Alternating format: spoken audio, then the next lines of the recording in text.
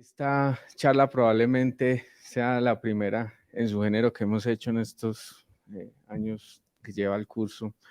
Y es un verdadero reto porque las pruebas no invasivas en cardiología, ustedes como internistas probablemente en áreas donde no hay tanta disponibilidad de cardiología, van a ver que se van a ver enfrentados a los resultados de estas pruebas. Entonces, el día de hoy voy a hablarles de las dos pruebas que a mi modo de ver son las más importantes. No tengo conflictos de interés para esta charla y vamos a hablar hoy de varios aspectos respecto al monitoreo ambulatorio de presión arterial. Recordemos que es una prueba no invasiva muy útil desde el punto de vista clínico y tiene unas indicaciones que básicamente las vamos a dividir en dos grandes grupos, las indicaciones de diagnóstico inicial y las indicaciones de pacientes ya tratados por hipertensión arterial.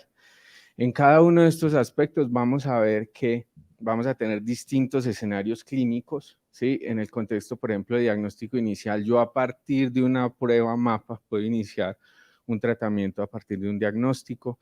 También puedo detectar entidades como la hipertensión de bata blanca y la hipertensión enmascarada. Puedo identificar hipertensiones nocturnas, patrones non-dipping, y puedo también valorar los cambios de presión, por ejemplo, cuando tenemos sospecha de fallas autonómicas. También en el contexto de hipertensión tratada es muy útil, como podemos ver acá, tenemos varios escenarios clínicos que por el monitoreo de presión arterial de 24 horas podemos asegurar desenlaces clínicos en los pacientes que ya vienen con tratamiento.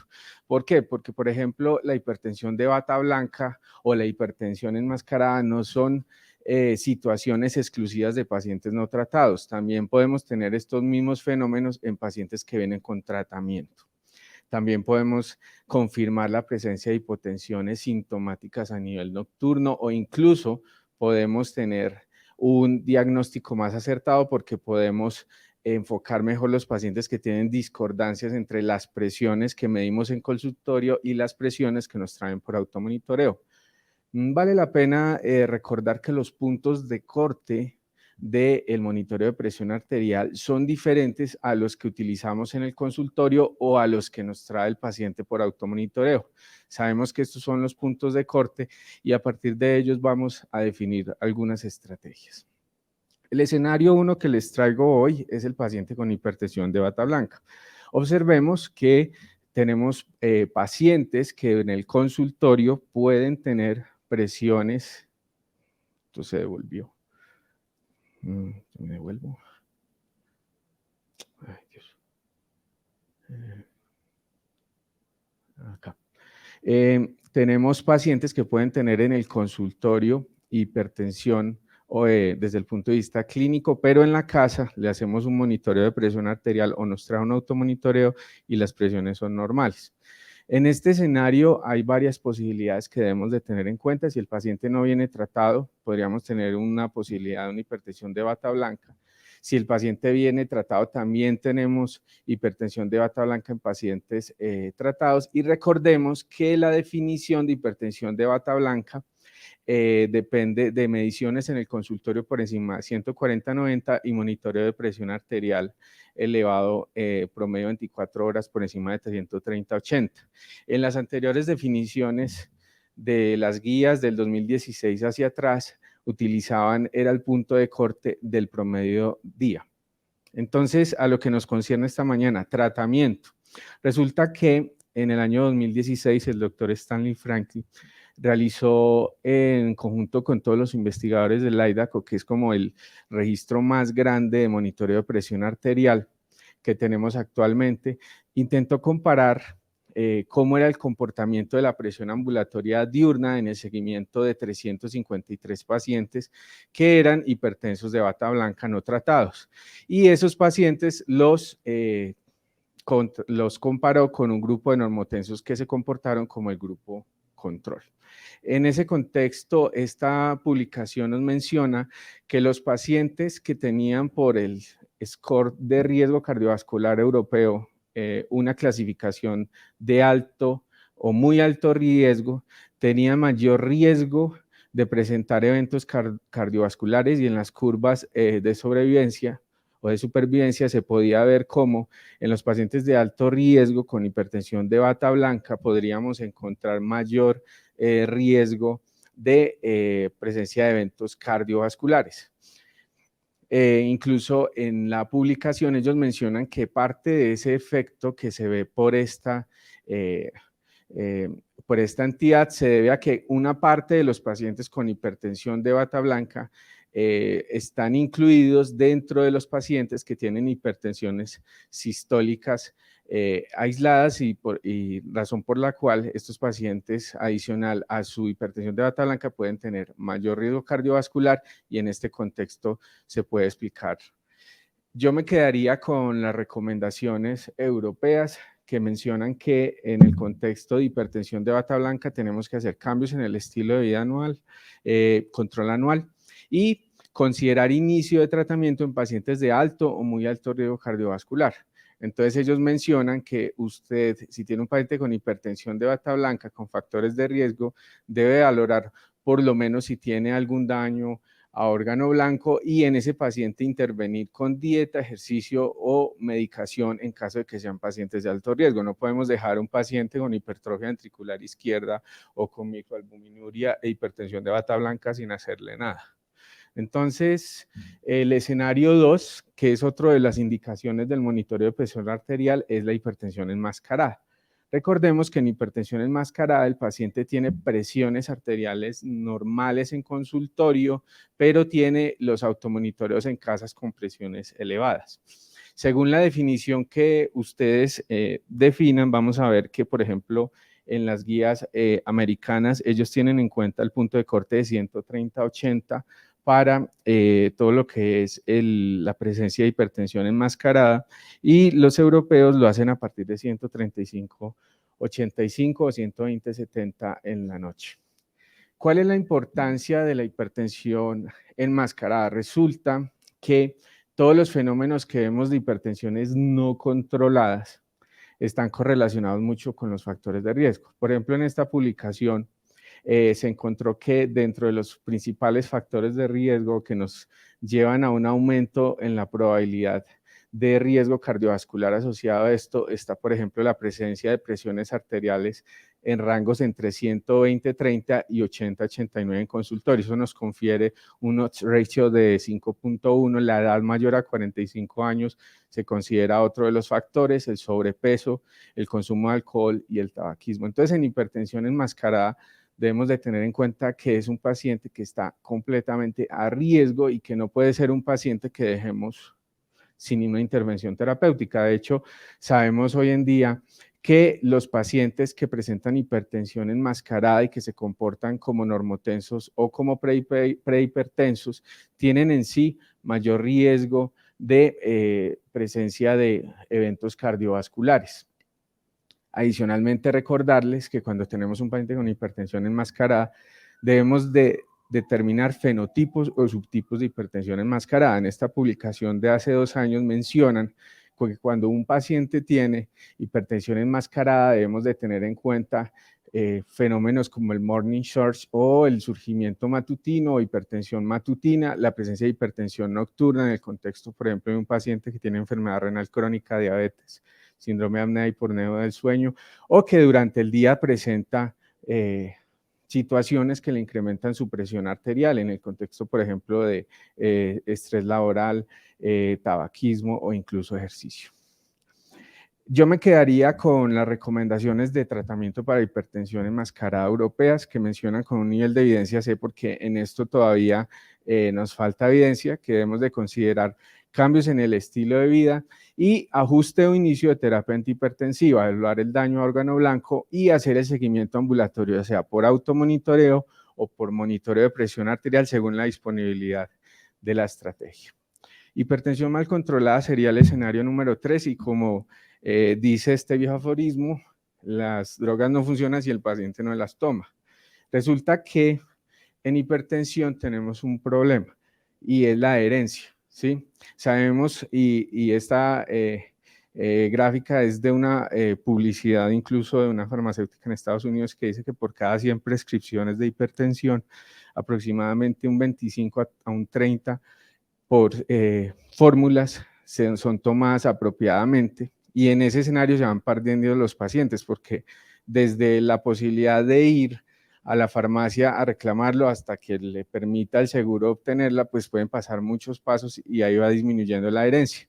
Y de eso, entre el 15 y un 20 de esas prescripciones, el paciente regresa para nuevamente seguir tomando el medicamento. Entonces, la adherencia en general es una de las primeras cosas que debemos de descartar en hipertensión mal controlada, y como podemos ver en este resumen, son más de 15, 20 predictores de que un paciente no vaya a controlarse porque simplemente no se puede adherir al tratamiento, ¿sí?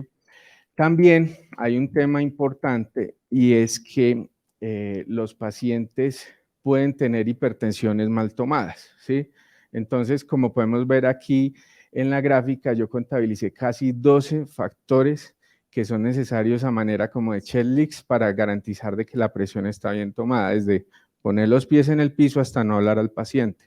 Entonces, este contexto de hipertensión mal controlada debemos de tener en cuenta. Además de la adherencia, que esté bien tomada la presión. También el entrenamiento del que la toma, ¿sí? Aquí, por ejemplo, en esta gráfica les muestro cómo la variabilidad que hay entre 3 enfermeras antes de un entrenamiento adecuado para tomar de presión arterial y después. Las diferencias de una persona no entrenada versus otra pueden ser hasta de 20 milímetros de mercurio. También es muy importante en hipertensión mal controlada. Creo que me volví. Acá. Identificar en cuál de todos los cuadrantes está el paciente, porque no es lo mismo tener un paciente no tratado, que sería un hipertenso de nuevo que estaría en el cuadro de la izquierda, a uno que esté tratado en el cuadro de la derecha. En ese contexto, pues nosotros tenemos que definir o tratamiento inicial o ajuste de un tratamiento, o definir si de pronto hay algún escenario que nos esté favoreciendo una hipertensión mal controlada. No se les olvide que también en medicina interna es muy importante a la hora de hacer la anamnesis determinar si el paciente tiene otras causas de lo que podríamos llamar pseudoresistencia. Estos pacientes pueden tener una gran cantidad de medicamentos que me pueden elevar la presión arterial. Dentro de los más importantes están, por ejemplo, los esteroides. No olviden que tenemos el boom de pacientes que consumen algunos medicamentos herbales y naturistas que son ricos en efedra cínica, en regaliz, y que esto nos pueden simular perfectamente un estado hipertensivo. Entonces, siempre tener en cuenta identificar este tipo de sustancias. Esta pregunta siempre nos la hacemos, y hace poco con uno de los fellows hablábamos del tema, porque la clasificación del grado de hipertensión para MAPA, pues tenemos nosotros la clasificación que conocemos de cada una de las guías, pero pues esta clasificación desde el punto de vista del monitoreo de presión arterial debería ser diferente porque los puntos de corte son diferentes. Y en esta publicación del año pasado, la aproximación que encontré en la literatura más relacionada con la posibilidad de clasificar a estos pacientes tiene que ver con registros a partir de los puntos de límite del IDACO. En este caso, estos autores hicieron una propuesta de puntos de corte para 24 horas, para día y para noche, y los combinaron a partir de regresiones con las recomendaciones del 2017 de AHA y del Colegio Americano. Entonces, los puntos de corte para definir si el paciente está bien tratado o no están establecidos, pero la clasificación estamos aún en algunas propuestas para definir si el paciente está en estadio 1, 2 o ya es un hipertenso severo. Lo que sí está claro es que en el contexto de cada uno de estos puntos de límite del monitoreo de presión arterial podemos tener diferentes puntos de corte, aunque la diferencia no es tampoco tan importante. No olvide los cambios en el estilo de vida. Queda claro que desde el punto de vista de disminución de peso, de bajo consumo de sal, desde el punto de vista del consumo moderado de alcohol, la actividad física que nos agrega un valor sobreagregado a la disminución de la presión arterial y a la reducción de peso. Todo esto nos puede llevar a un mejor control farmacológico en el contexto de una hipertensión mal controlada, ¿sí? Y después de lo no farmacológico, pues viene ya establecer una conducta terapéutica. Ese algoritmo de la izquierda es un resumen digamos, la mayoría de las guías actuales, de las guías NICE, de la Sociedad Internacional de Hipertensión, del Colegio Americano y la Sociedad Europea de Cardiología. Y a mí me parece que hay uno muy útil en un artículo de Nature de hipertensión arterial que salió hace algún tiempo, de cada uno de los pasos y cómo usted debe establecer una conducta terapéutica con respecto a los fármacos antihipertensivos. El escenario de hipertensión resistente, yo siempre he pensado que una de las definiciones más difíciles y que uno le toca que irse a repetirla para recordarla es la hipertensión resistente. ¿Por qué? Porque mire que tienen que cumplir casi 8 aspectos, ¿sí? Dentro de los cuales está no solo el criterio de presión arterial o de umbral, sino también que el paciente tenga 3 o más antihipertensivos que sean complementarios y a dosis óptima, que incluya uno de esos un diurético, y que a su vez usted ya le haya descartado pseudoresistencia, pseudohipertensión e hipertensión secundaria.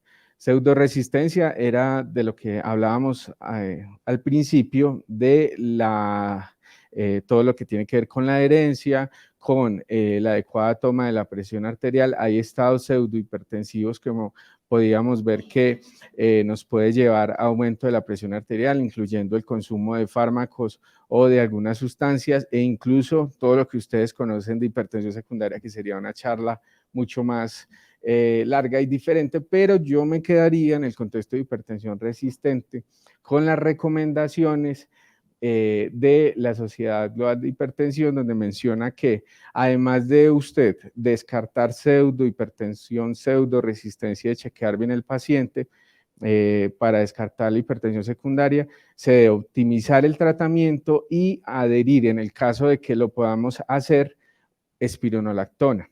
Esta medida de cuarta línea debe de tener una especificación, y es que el potasio debe estar por debajo de 4,5 y la tasa de filtración idealmente por encima de 45.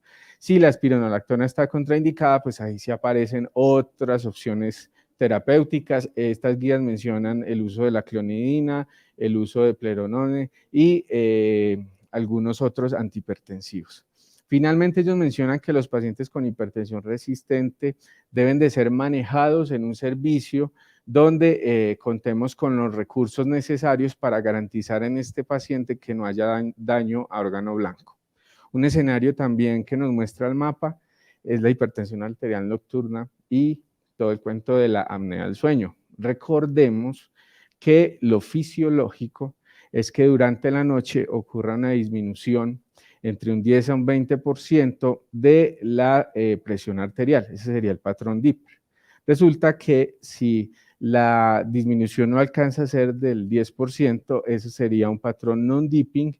Si el paciente disminuye la presión arterial más de un 20%, es un dipping extremo. Y si el paciente definitivamente tiene hipertensiones arteriales nocturnas mayores que las diurnas, eso se denomina un patrón Reiser o dipping invertido, donde realmente lo que ocurre es una hipertensión marcada nocturna. Entonces, este sería para que nos quede claro que cada uno de los escenarios, en el primero allá tenemos un paciente normotenso, en este de la mitad tenemos un paciente hipertenso que no ha perdido o no tiene alteración de su patrón dipping, y de todas formas se ve cómo disminuye estas presiones, y la hipertensión non dipping, donde definitivamente se pierde el patrón circadiano. No podría hacer esta charla sin mencionarles que en el Congreso Europeo de Cardiología hace un mes salió este estudio que hace parte de uno de los estudios que mostraron en este congreso del doctor McDonald, donde trataron de encontrar si la prescripción nocturna del antihipertensivo versus la prescripción diurna era superior en cuanto a desenlaces cardiovasculares. Y en este escenario, el estudio Time nos mostró que desde el punto de vista de desenlaces cardiovasculares, ya sea infarto agudo y miocardio no fatal, accidente cerebrovascular o muerte vascular, no hay mejoría en ningún punto final primario de hospitalización. Ellos mencionan que dentro de las recomendaciones está definir que, por ejemplo, el tratamiento en la noche no es dañino, primero. Segundo, que el uso de medicamentos de una sola dosis desde la mañana podría también o no tiene diferencia con darle al paciente el medicamento de la noche. Y todo esto es importante porque antes, digamos, teníamos por temas de sesgo en estudio, teníamos la falsa perspectiva de que la dosis de la noche también disminuía desenlaces cardiovasculares. En el contexto de apnea del sueño, sabemos que a peor índice de apnea y hipopnea del sueño o a mayor severidad del mismo, vamos a tener mayor probabilidad de que la presión sistólica nocturna aumente, como vemos en esta gráfica. Y pues ahorita se está rebatiendo mucho el uso del CPAP, pero desde los estudios de los años 90 se viene mencionando que esta estrategia terapéutica también nos puede disminuir toda esa presión sistólica nocturna e incluso en el contexto del uso de esto nos puede llevar a un cambio importante, no solo en la presión nocturna, sino en todo ese influjo simpático que ocurre durante la noche debido a lo que conocemos como síndrome de apnea hipopnea del sueño, ¿sí? También mencionarles que hay un escenario de variabilidad aumentada de la presión arterial. En este escenario van a ver que el monitoreo de presión arterial nos puede mostrar que el paciente tiene algún grado de variabilidad a corto plazo. ¿Cuál es la prueba que nos permite determinar variabilidad a corto plazo en un rango de mayor exactitud? El monitoreo de presión arterial. A largo plazo serían las mediciones de consultorio y resulta que la variabilidad aumentada de la presión arterial clásicamente se ha definido como un factor de riesgo cardiovascular. Sabemos que pacientes que presentan presiones arteriales sistólicas con variabilidad mayor a 12 milímetros de mercurio o diastólicas con variabilidad mayor a 8 van a tener mayor desenlace de riesgo de eventos cardiovasculares y esto nos lleva a que en la variabilidad sea uno de los targets terapéuticos y por eso pues gran parte de los metaanálisis que incluyen esta variable han encontrado que en el efecto de la variabilidad de la presión arterial, los medicamentos que más disminuyen esta son los calcioantagonistas dihidropirídicos y los diuréticos. Mientras que hay un efecto contrario por parte de los IECA, los jarados y los betabloqueadores en el contexto de la presencia de variabilidad de la presión arterial. Esto es lo que veníamos hablando de monitoreo de presión arterial. La prueba de esfuerzo al día de hoy constituye en nuestro medio una de las pruebas más utilizadas, a pesar de que, digamos, su sensibilidad y su especificidad, pues no la podemos comparar, por ejemplo, con otras estrategias desde el punto de vista de imagen, porque las imágenes llegaron para reemplazar esta prueba desde el punto de vista de estratificación, vamos a ver que es muy útil. Cuando salieron las guías de síndrome coronario crónico allá en el Congreso de París en el 2019, vemos cómo ellos disminuyeron la recomendación de la prueba de esfuerzo a 2B y la dejaron como 1 para lo que es la verificación de la tolerancia al ejercicio, la respuesta a la presión de la frecuencia cardíaca y ellos mencionaban que pues ya debíamos optar por el tema de imágenes. Entonces nosotros nos hacíamos esta pregunta, ¿es el fin de la prueba de esfuerzo en nuestro medio? Al día de hoy, después de haber tenido toda esta experiencia estos últimos años con la pandemia, pues nos podríamos quedar con esta recomendación 1C de estas mismas guías que mencionan que usted debe utilizar lo que tenga disponible y en lo que sea experto. ¿sí? Entonces, por ejemplo, en nuestro escenario donde nosotros hacemos estratificación a partir de cateterismo cardíaco, pues que es como el más utilizado, vemos cómo la prueba de esfuerzo continúa siendo válida como una estrategia desde el punto de vista clínico para hacerle a nuestros pacientes. El escenario 1 de una prueba de esfuerzo sería primero un paciente con limitaciones. Entonces, acá un paciente puede tener limitación, tanto porque no la puede hacer, como porque no se le puede interpretar la prueba. Esos son los dos tipos de, de limitaciones. Sabemos que, por ejemplo, en banda un paciente con claudicación intermitente es riesgoso someterlo a ese riesgo. Tenemos también alteraciones electrocardiográficas de bases que me generan interpretación subóptima de la prueba. En este escenario, cuando usted tiene un paciente con limitaciones o una interpretación subóptima, obviamente desde el punto de vista terapéutico yo preferiría optar por una imagen cardíaca para determinar lo que yo necesite desde el punto de vista de estratificación. Un escenario 2, y esto es una entidad como tal que existe, que se llama respuesta hipertensiva al ejercicio, muy utilizada por los deportólogos, la sigla es HRE, se define como los pacientes que después de los 5 minutos de estar haciendo ejercicio aumentan la presión arterial sistólica en mujeres por encima de 190 y en hombres por encima de 210. Como entidad, viene siendo estudiada. Al día de hoy sabemos que en esos pacientes hiperrespondedores tienen un aumento de la angiotensina 2, reducen a nivel endotelial el óxido nítrico y tienen un gran aumento del tono simpático.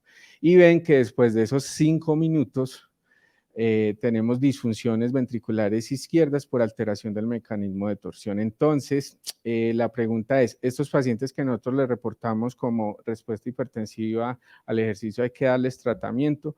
Pues hay varios estudios, unos desde el punto de vista con medicamentos como fimasartán y atenolol, pero al día de hoy la única recomendación que encontré para pacientes con respuesta hipertensiva al ejercicio deriva del Colegio Americano del Deporte, donde menciona que si el paciente hace más de 90 minutos, o sea, 90 a 300 minutos de ejercicio vigoroso, se le puede decir al paciente que disminuya la vigorosidad de ese ejercicio. Un escenario 3, la presencia de hipotensión arterial en la prueba de esfuerzo, puede ser temprana o tardía.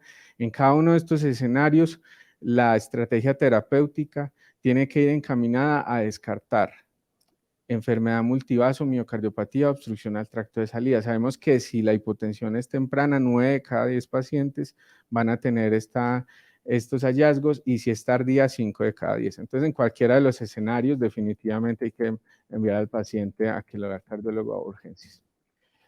En el contexto de pacientes a los cuales nosotros les reportemos respuesta cronotrópica normal, lo primero que debemos de definir es si el paciente tiene betabloqueadores o no. Si no tiene betabloqueadores, el punto de corte para respuesta cronotrópica es 80%, no es el 85% que utilizamos para definir enfermedad coronaria, y en betabloqueadores es 62%. En ambos escenarios está la recomendación clase 2A para prueba de estrés y incompetencia cronotrópica de la realización de esta prueba cuando tenemos esta sospecha diagnóstica. En estos escenarios, lógicamente, como hace parte del síndrome del nodo sinusal enfermo, debemos de pedir ayuda a cardiología, electrofisiología. Hay otro escenario que es el paciente con contraindicaciones y riesgo de la prueba. La prueba en sí es muy segura siempre y cuando se tenga personal entrenado. Hay unos pacientes que tienen mayor riesgo, por ejemplo, los pacientes con infartos recientes, con reducción de la función sistólica del ventrículo izquierdo o que ya tengan arritmias ventriculares graves. En este escenario debemos de individualizar el caso, individualizar el paciente para definirle la estrategia terapéutica. El escenario 6, recuperación lenta de la frecuencia cardíaca. Cuando nosotros hacemos este diagnóstico, pues ustedes van a ver que la recuperación lenta de la frecuencia cardíaca tiene bastantes ahorita intereses de investigación, desde síndrome metabólico hasta hipertensión no controlada, hipertensión de nuevo, pero la recuperación lenta de la frecuencia cardíaca en términos generales, que es en esa etapa 5 de recuperación continua de la frecuencia cardíaca por encima de 100 latidos por minuto, en ese escenario pues hay que tener en cuenta que una recuperación anómala y si el paciente tiene riesgo cardiovascular se asocia a mayor prevalencia de estudios de imagen de perfusión miocárdica de riesgo. Entonces, estos pacientes, al igual que hacer pues una adecuada individualización del caso, debemos de ofrecerle no solo la posibilidad de rehabilitación cardíaca, valoración por deportología, incluso la realización de una imagen cuando tenemos este escenario. El escenario 7, clase funcional disminuida, lo utilizan mucho los deportólogos. Sabemos que los METs son equivalentes metabólicos que nos da una visión objetiva de todo lo que es la actividad física. Entonces, en este escenario de clase funcional disminuida, tenemos que tener en cuenta rehabilitación, deportología, ampliar estudios para definir si esa clase funcional disminuida es de origen cardíaca pulmonar. Y en el contexto de valoración preoperatoria es muy útil utilizar la prueba de esfuerzo en este escenario. Y finalmente, para lo que utilizamos la prueba de esfuerzo, pues que miremos que habían 7 escenarios previos, pero cuando hay anormalidades electrocardiográficas definidas por cualquiera de los criterios que nosotros vemos en estos escenarios de la prueba de esfuerzo, pues debemos de enviar a un paciente a una estratificación coronaria, más aún cuando tenemos, por ejemplo, la presencia de taquicardias ventriculares en el contexto de estos pacientes. Y claramente cuando hay este escenario, pues la estratificación coronaria invasiva es la estrategia terapéutica más adecuada y una vez se descarte este tema, pues ya enviar al paciente a electrofisiología. Finalmente, cuando tenemos pacientes con pruebas positivas, nosotros le calculamos el índice de Duke y a partir de ahí puedo también establecer una estrategia terapéutica. ¿Por qué? Porque el índice de Duke a través de ese score me puede definir en qué porcentaje hay posibilidad de enfermedad multivaso, estenosis por encima del 75% y mortalidad a un año. Tips para llevar a casa, todo lo que hemos hablado, pues tiene cada uno su diagnóstico y su estrategia terapéutica relacionada. Esto era lo que les traía por hoy. Muchas gracias.